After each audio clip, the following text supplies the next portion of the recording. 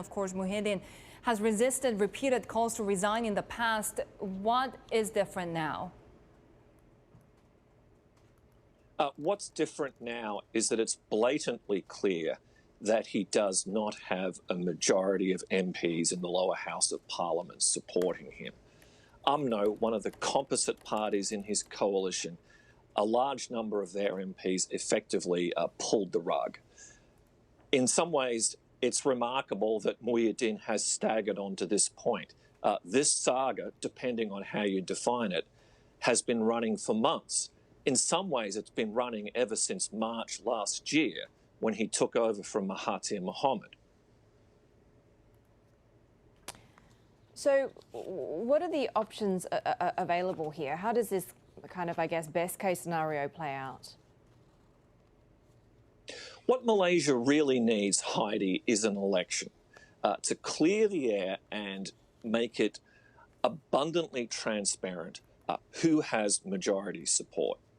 However, an election probably isn't feasible right now. A state election in the Borneo state of Sabah last year became a super spreader event. They don't want that. The king is going to have to nominate somebody who he believes has majority support. Ideally, he should go one step further and insist that that person submit to a confidence vote in the House. Failing that, whomever succeeds Muhyiddin will be subject to the same erosion of legitimacy.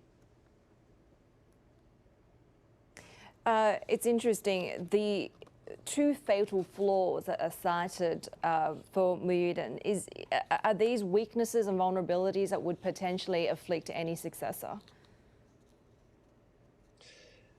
Look, the fundamental problem that's plagued Malaysian politics since at least March last year is the politically dominant ethnic Malays are split.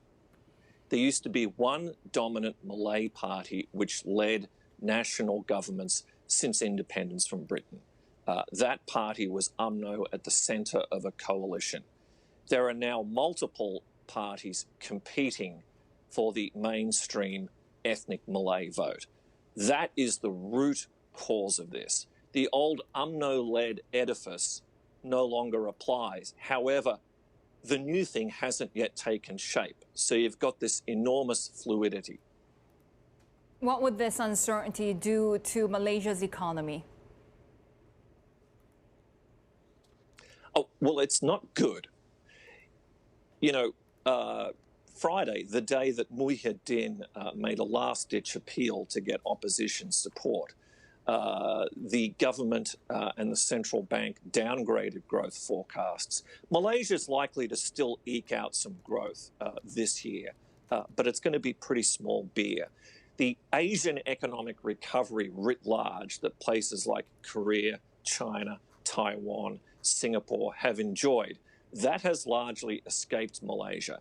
Now, you could say, sure, part of that's the Delta variant, but political crisis never helps in these situations.